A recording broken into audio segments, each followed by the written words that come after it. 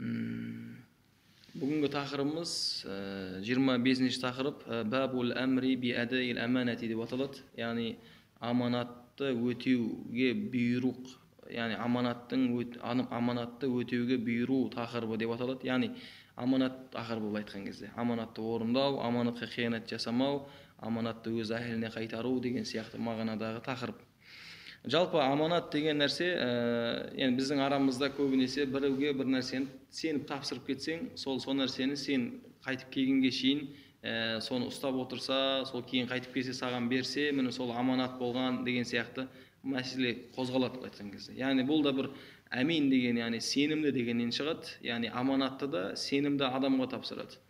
Шариғатымызда бұл нәрсе жайында фиқ кітаптарында да сондай бір аманат деген тақырыптар ашылған, аманаттың өзіне лайықты орындары, аманатты алған адам, аманатқа жауапкершілік істеген адам, аманат берген адамның қандай хаққылары бар, аманатты қолына алған адамның қандай хаққылары бар, барлық аманатты жоғалтып қойған, не болмаса сындырып қойған, бұзып қойған адамның барлығы ол аманатты өтеп бере ма, бермей ма деген сияқты мәселелерге арнайы шариғатта не қалдырған, тақырып қалдырған. Бұл да бір мұсылмандардың, жалпы адамзат баласының арасындағы бір-біріндегі муамалат мәселесінде, яғни бір-біріндегі алды берді, бір-бірінің малдарын қорғап тұру деген сияқты мәселе болғаннан кейін, бұны муамалат мәселесіне сауда кітабының арасында бұны кіргізіп жібереді жалпы айтқанда. Жалпы Аллах субхану тағала бізді сенімді адам болуға шақырады. Яғни момын мұсылмандарды өте сенімді адамдар, оларға өздерінің сырларын, не болмаса өздерінің заттарын сеніп тапсыра алатындай пенде болуға шақырады. Яғни момын мұсылмандар біреу оған бір нәрсенің затын сеніп тапсырса, не болмаса біреу сырын сеніп тапсырса, не болмаса біреу бір затын сеніп тапсырса, оны өтірік алдап, не болмаса мен естпеген едім, мен байқамай қаппын, мен алмаған едім деп бір өмірлік бір пайда үшін о нәрсені дінді шетке сырып қойып, сол адамға қиянат жасайтын мұнафық болмауға және де сенімді шынайы момын мұсылман болуға шақырады. Жалпы иншалла мына жерде Алла субхану тағала Ниса сүресінде не дейді? Аузу биллахи минаш шайтанир ражим. Бисмиллахир рахманир рахим. Инналлаха я'мурукум ан туаддул аманата иля ахлиха ва иза хакамтум байнан наси ан тахкуму бил адли инналлаха ни'ма я'изукум бих ва инналлаха кана сами'ан басира деген керемет бір нені аятты айтты. Не дейді? Инналлаха, расында Аллах тағала я'мурукум сендерге бұйырады, Алланың өзі бұйырады, ан туадду ал аманата иля ахлиха, аманатты өзінің егесіне қайтаруға. Аманатты өзінің егесіне қайтаруға. Ва иза хакамтум байнан нас, және де Аллах егер де сендер бір адамдардың арасында үкім шығаратын болсаңдар, ан тахкуму бил адл, онда не қылыңдар? Әділдікпен үкім шығарыңдар. Адамдардың арасында үкім шығаратын болсаңдар, әділдікпен үкім шығарыңдар. Инналлаха ни'ман я'изукум бих, Аллах тағала қандай сендерді көркем уағыздайды. Яғни Аллах тағала сендерді өзінің дініне уағыздауда қандай көркем, яғни көріністерді ұсынады, көркем түрде уағыздайды. Инналлаха кана сами'ан басира, және сонымен бірге ұмытпаңдар, ол Аллах тағала расында барлық нәрсені естіп тұрушы, барлық нәрсені көріп тұрушы деген аят. Одан кейін я аyyuhallazina amanu ati'ullahu wa ati'ur rasul wa ulil amri minkum, ей Аллаға иман келтірген момындар, Аллаға және оның пайғамбарына және араларынан шыққан басшыларға итағат қылыңдар. Fa in tanaza'tum fi shay'in farudduhu ila Allahi wa rasuli wa in kuntum tu'minuna billahi wal yawmil akhir. Егер де сендер араларында бір нәрсемен таласып қалсаңдар, онда ол нәрсені Аллаға және оның пайғамбарына қайтарыңдар. Ин кунтум ту'минуна биллахи вал яумил ахир. Егер де Алла және ақиретке иман келтірген болсаңдар. Залика хойру ва ахсану ta'wila. Міне сол істерің жақсы, және міне сол істерің Аллах тағаланың алдында мақталынған көркем бір амал дейді Аллах субхану тағала. Яғни момын мұсылмандарға қатысты, мұсылмандарға берілген мына жердегі бір 5-6 бір бұйрықтар. Оның ең бірінші бұйрығы не болып жатыр? Осы аятымыздағы бүгінгі тақырыбымызға қатысты болған аманатты егесіне тапсыру. Мәселен, біреу сізге бір зат тастап кетті, не болмаса біреу сізге бір сеніп, бір сөз айтып кетті, не болмаса өзінің бала шағасын сізге сеніп тапсырып кетті, өзінің үйін сеніп тапсырып кетті, не болмаса өзінің абыройын сеніп тапсырып кетті. Міне сол сеніп тапсырып кеткен адамның алдында осы өмірлік кейбір пайдаларың үшін, не болмаса дүние болса оны алдап алып қою мақсатында, не болмаса бір сенілген бір сөз болатын болса, сол сөзді адамдарға жайып жіберу арқылы адамдардың арасында бір өзіңше бір атаққа ие болу мақсатында, не болмаса ол бір саған бір кезінде бір зиян қылып кеткен болса, соны бір масқаралау мақсатында ол айтылған сөзді жайып жіберу деген сияқты нәрсе. Не болмаса біреулердің айыбын білетін болсаң, міне сол айыптың өзі саған бір аманат ретінде қалатын болса, міне сол айыптарды ашу, яғни осы өмірдегі бір адамдардың арасында оның абыройын төмен қылу үшін, не болмаса адамдардың арасында оны бір масқаралау үшін, кезінде бір жерде отырған отырыста сені бір айыптап қойған болса, не болмаса саған бір хаққысы өтіп кеткен болса, не болмаса сені бір жерде бір сенің хақыңды жеп қойған болса, міне кезі келген кезде, яғни өмір сондай ғой, айналам бір кездер келеді, сенде де сондай мүмкіншілік болады, чтобы оны жермен жексен қылуға. Міне сол кезде оның айыбын ашып, не болмаса сол кезде оны жермен жексен қылып, не болмаса сол кезде баяғыда бір жамандық қылған болса, қазір саған бір аманатқа бір нәрсе тастап кеткен болса, оны жайлап через біреулер арқылы алдап сұлдап оны жоқ қылтыртып жіберу деген сияқты мәселені Алла субхану тағала қозғап жатыр. Бұл істер момын мұсылмандық емес. Бұл істер момын мұсылмандық емес.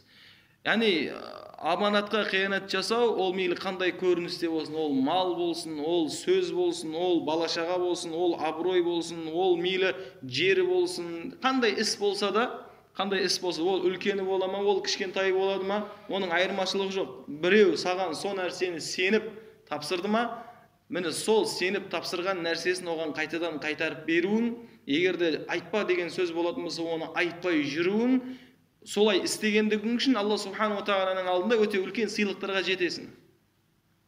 Аманат сақтаудың бір саған бір келтіретін бір пайдасы жоқ, бұл өмірдегі ақшалай, не болмаса бір басқа. Бұл аманат сақтаудың бұл өмірге саған келтіретін пайдасы сол бір сенімді адамға айналасың, ақыреттегі келтіретін пайдасы өте бір үлкен сый-сияпаттарға жәннатта ие боласың. Ақырет. Момын мұсылмандарда, мысалы өмірдегі адамдарға қарайтын болсаңыз, біреуге бір жақсылық қылса, оның орнына бір айуат болады. Айуат деген біреуге бір жақсылық қыласың, одан бір жақсылық аласың. Момын мұсылмандар амалды олай жасамайды. Біреуге жақсылық қылады, ол жақсылықты одан күтпейді. Кімнен күтеді? Ол Аллахтан күтеді. Біреуге сыйлық береді, бірақ ол сыйлықтың орнына не алмайды? Ақша алмайды. Не болмаса біреуге бір аманатқа қиянат жасамастан соның нәрсесін сақтап отырады, бірақ ешқандай пайдасы жоқ оған. Бірақ соны сақтап отырғаны үшін Аллах тағала оған не береді? Аллах тағала ертең қияметте бір үлкен сенімді деген, әмин деген, осы өмірде де қияметте де атақ беріп, жәннатта неше түрлі нығметтерге бөлендіреді. Бірақ ана момын мұсылман енді сол ісін ақырет үшін істейтін болған кезде, осы өмірлік бір кішкентай бір дүние, мансап, атақ, абырой үшін оны жаңағыдай жоққа шығара алмаңдар дейді. Жалпы Алла субхану тағала момын мұсылмандарды сондай адам болуын қалайды, өмірдегі адамдар оған көрген кезде оған тамсанатындай. Аллах тағала бір мұсылман адамды айтқан кезде құрастырды, пайғамбар Мұхаммед саллаллаху алейхи вассалам соның көрінісі қылып осы өмірге алып келіп көрсетті.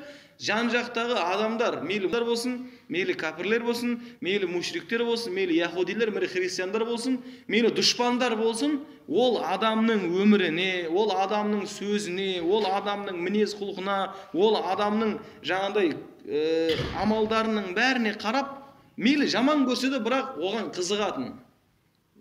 Мушриктерді пайғамбар Мұхаммед саллаллаху алейхи вассаламмен қатты байланысқа түсуінен тек қана пайғамбар саллаллаху алейхи вассаламға келген пайғамбарлық қана тосатын. Әйтпесем пайғамбарлығы болмаса, әйтпесем бір Құран дегені, хадис дегені, Алланың жалғыз дегені болмайтын болса, басқа жағының бәрінен пайғамбарымыз саллаллаху алейхи вассаламды ұнатқан, жақсы көрген, араласқысы келген. Тіпті ана жерде мушрик өзі сияқты кәпір бір басқа бір пұтқа сиынатын біреу болса да, керек болса аманаттарын алып келіп сол Мұхаммед саллаллаху алейхи вассаламға өздерінің дұшпаны ретінде соғысып жүрген Мұхаммед саллаллаху алейхи вассаламға тапсырып кететін болған. Неге? Өйткені ол кісіде сондай бір не болған, сондай бір мінез құлық, сондай бір өте бір көркем ақлақтың және де өте бір көркем бір жаңағыдай мұсылмандықты бойына жинаған кісі болған. Тіпті пайғамбар келмей тұрып оның атын Мұхаммедун Әмин деп атаған. Сенімді Мұхаммед. Бәрі сенетін болған оған. Сенімді Мұхаммед. Жалпы пайғамбарларда болатын сипаттар бұлар. Пайғамбарларда болатын сипаттар. Ол не? Ас-сидқ, шыншылдық, уәл аманат, аманатшыл, әл-фатана, өте зеректік деген сияқты. Яғни осындай бір нелер пайғамбарларда болған. Пайғамбар Мұхаммед саллаллаху алейхи вассаламның да бойындағы бар қасиеттерді.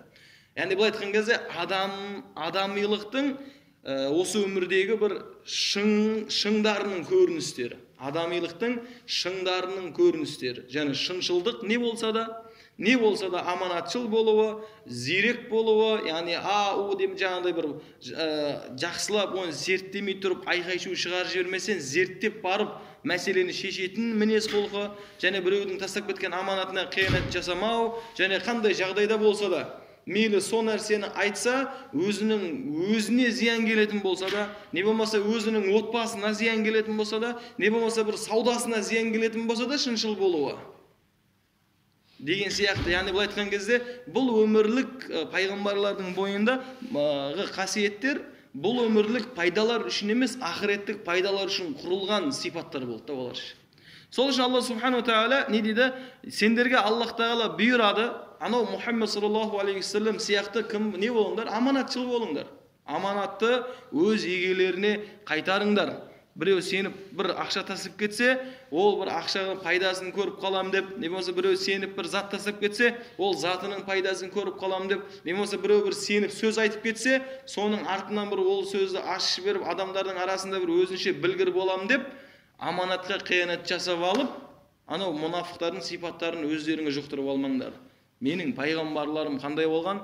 Олар аманатшыл болған, менің пайғамбарларым олар шыншыл болған, менің пайғамбарларым өте зерек болған, менің пайғамбарларым Аллах менен қатты қорқатын пенде болған.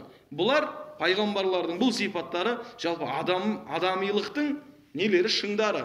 Сендер де солай болсаңдар, ертең менің алдыма келген кезде өте үлкен сый-сияпаттарға ие боласыңдар дейді.